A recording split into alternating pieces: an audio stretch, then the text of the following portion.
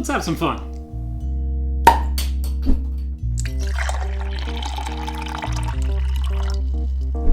Now, I shouldn't even have to say this, but if I don't, someone will probably complain. Guys, don't drink and drive. Welcome back to Craft Computing, everyone. As always, I'm Jeff. A lot of my friends already know, but I am a big, what I would call, casual sim racing enthusiast. That is, I have the wheels and the pedals, and in fact, I've built myself a full sit-down sim rig before, but I'm not crazy enough to have the full multi-$1,000 iRacing or Indy cockpits built in my house. I really enjoy it, but I'm not pro. So now that that's out of the way, let's move on to a sim rig that pretty much anyone can afford and actually be able to store in their house. But like I said, I have previously built myself a full sit-down racing cockpit. I actually use the simulator PVC plans that are publicly available, and in fact, if I can find the links, I'll put it down in the video description so you can check it out for yourself. The whole thing ran me about $175 when it was all said and done. This is the Velocity from Arozzi, and this is only $199.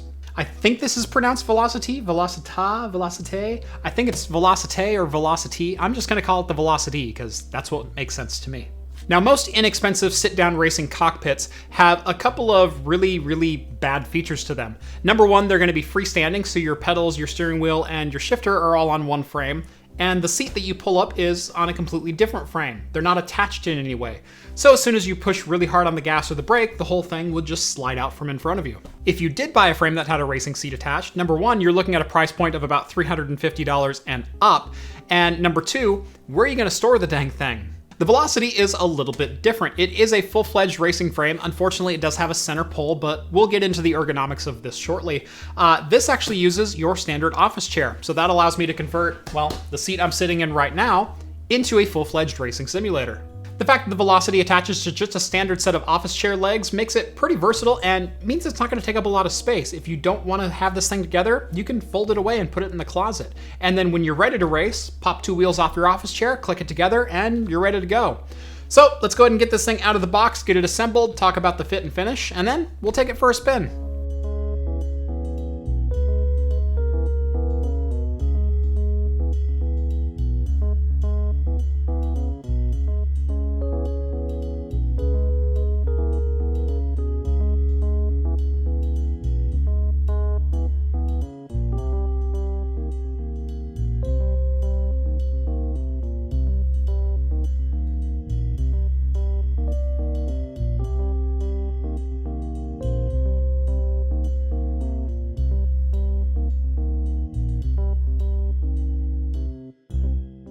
And that didn't take long at all. Let's go ahead and get this thing on the floor, and actually, let's go ahead and get my wheel and pedals on here first.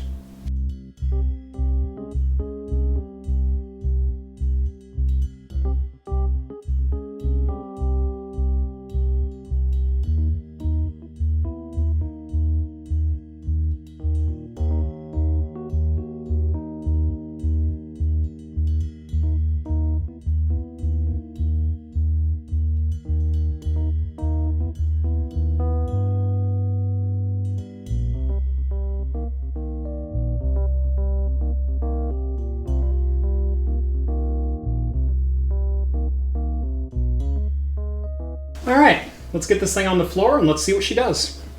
Sorry for the awkward camera angle, but I wanted to kind of show this off real quick.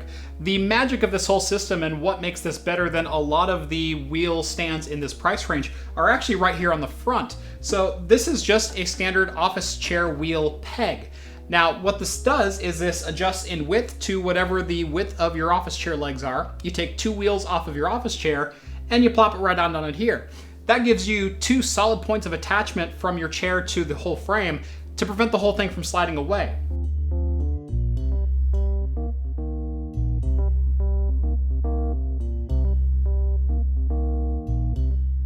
So assembly-wise, the Velocity went together very easy. The only tools that you need are an Allen wrench and a couple of screws, and luckily those were both included in the box. And that's just to get the pedal mount actually bolted into this thing. Everything else was just the stainless steel tubes and turn the knobs until everything's tight.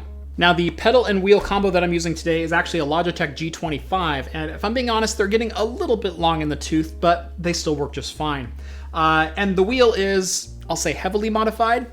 It has an aftermarket wheel on it thanks to a hub adapter from Derek Spears Designs, and if he's still around, I'll put a link down in the video description, but that allows you to take off the stock Logitech wheel, which was actually very, very small, and I fitted on a 330mm Momo knockoff wheel from eBay. But the wheel and the pedals did bolt onto this just fine. The only problem that I ran into was I think the mounting plate for the steering wheel was flipped around from the factory, because the holes to mount the G25 to the plate didn't actually line up where I thought they should. The wheel would have been sitting almost halfway forward on the mounting plate. So I went ahead and took the mounting plate off and put everything back together and got it all mounted up the way I think that it should go. Whether or not that's the right way to do it, I don't know, but it sure feels a lot more sturdy now. The shifter that I'm using is a Thrustmaster TH8RS, and it actually does not have built-in mounting points on this Velocity kit. And I'm not going to hold anything that I say about the shifter against this kit in my final judgment. So, the shifter, I will say, is mounted a little bit too far forward for my liking, and in fact, it doesn't have any depth adjustment with the chair. This is pretty much locked into the position that it is, same as your chair. You can't move it forward, back. You can move it left and right, and you can actually swap this also from a right side drive to a left side drive if you'd like. It does feel sturdy enough for what it is. Unless I really refund the gears, it doesn't move all that much.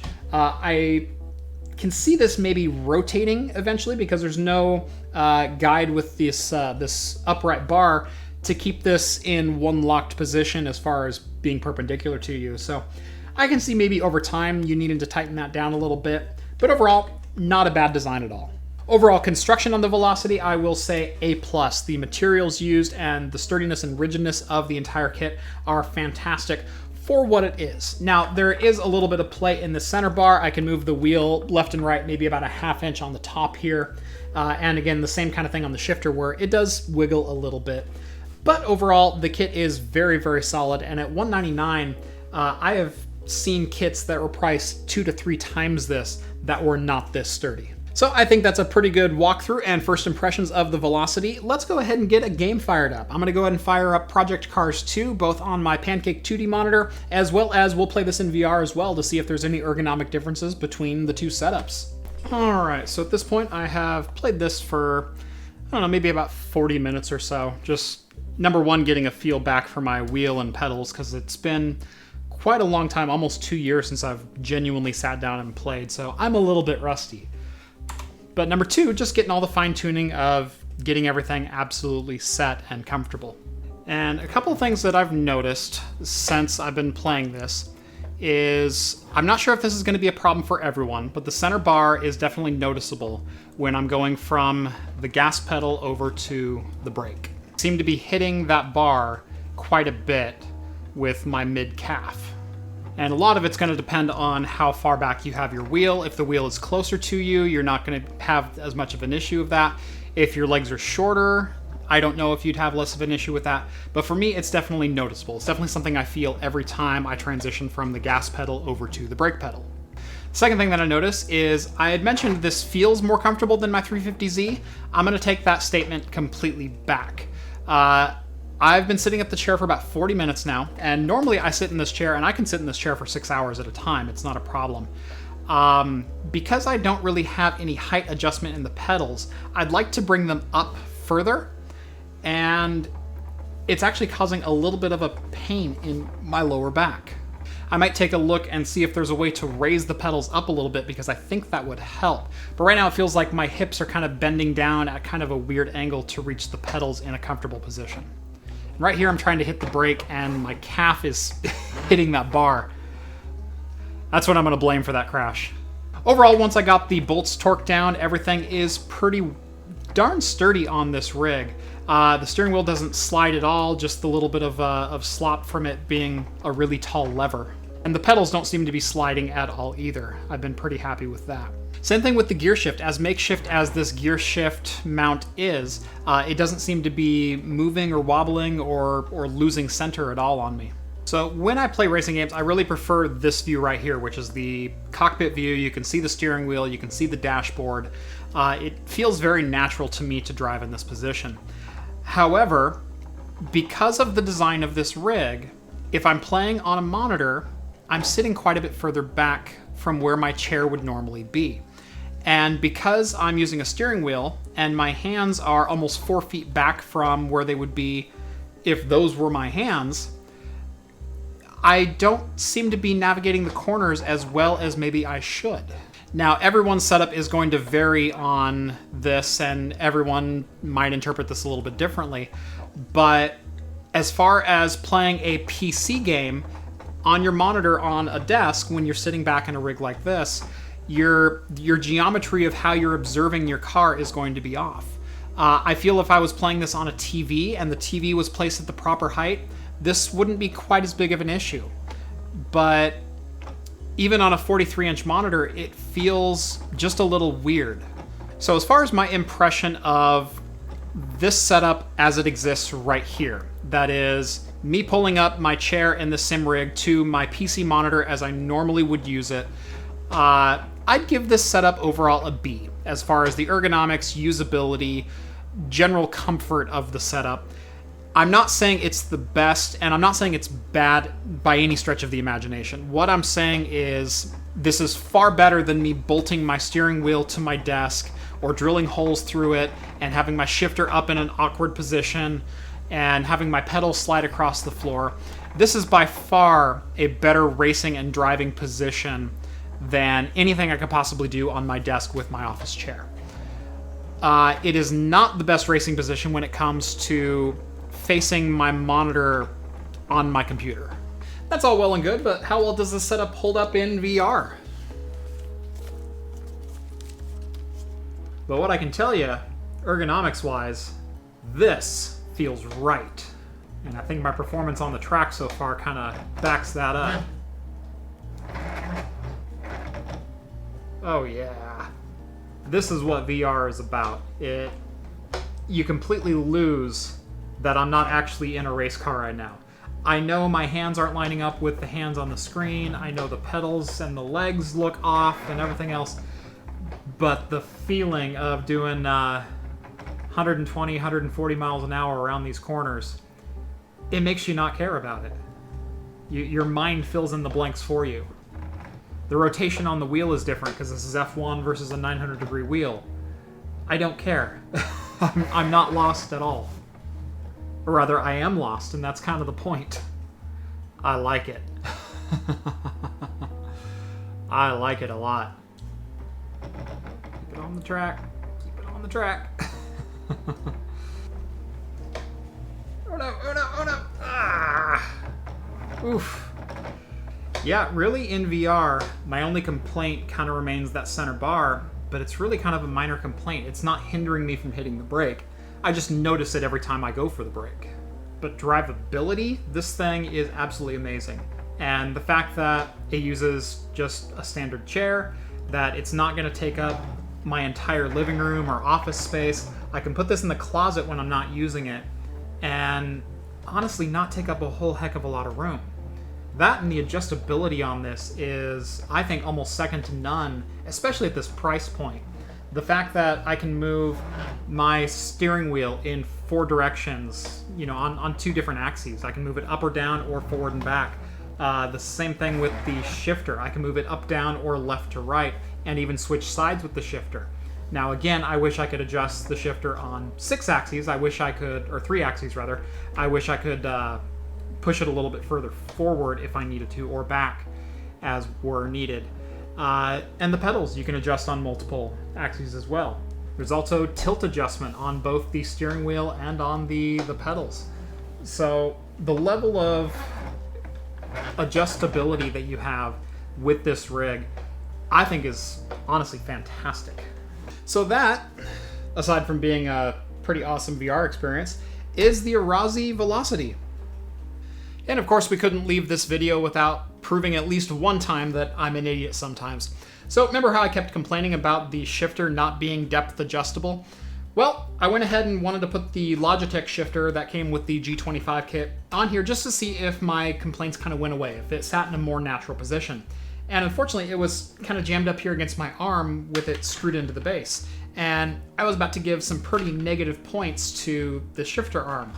However, I then realized that there's one knob right here that I'd completely missed before that allows the whole shifter arm to rotate. rotate free and then lock into any position you want. You can then set the slider arm, so your x-axis, to any depth position that you want.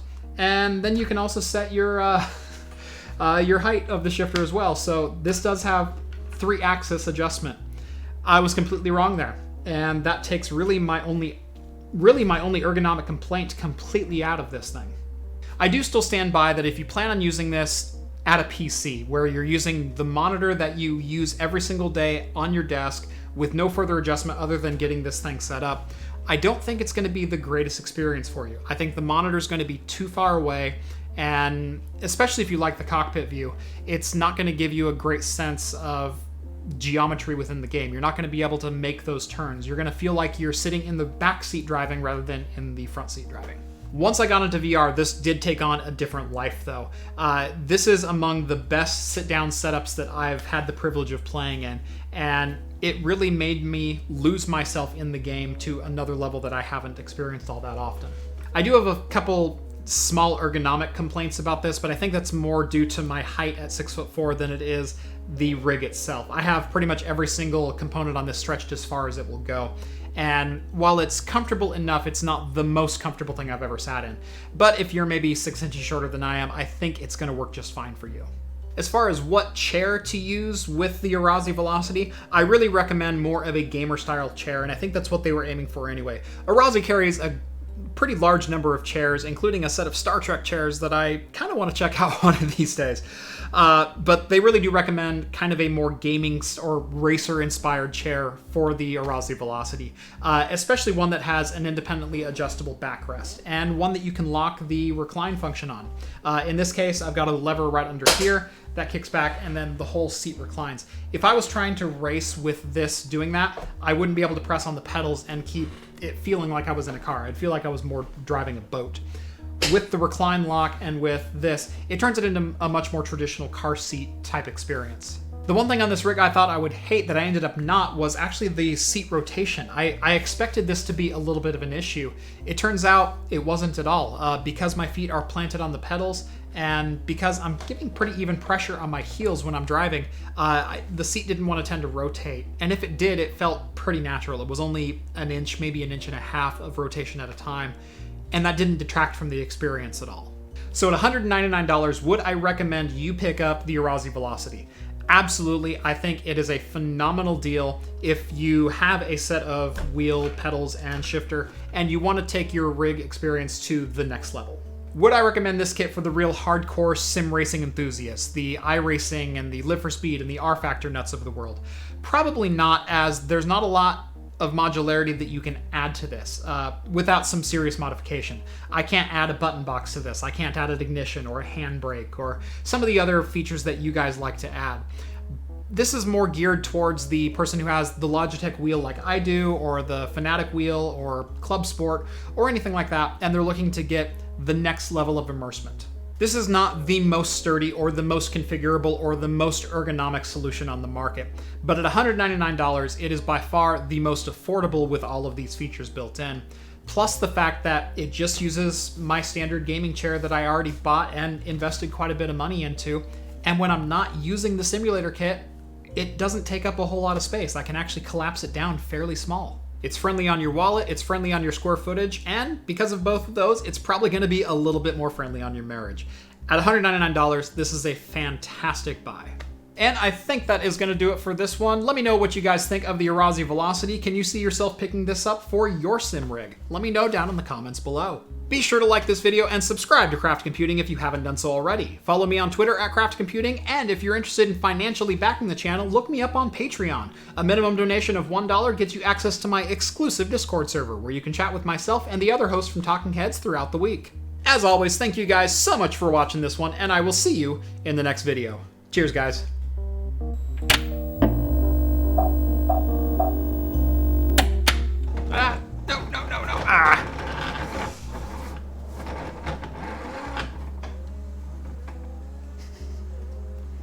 No one saw that. You know what? We'll run Jay's 2 cents car on this one. You know what? We'll run Jay's 2 cents car at California Highway. Jay, I apologize in advance if I wreck your car. Jay, I know you love your Camaro, but this is the Muhammad Ali of cars. It floats like a butterfly. Part of it is this cockpit is so massive. It doesn't give a real great illusion of speed because I'm doing 75 right now. Feels like I'm doing 20. Ah. Shake off those VR sweats.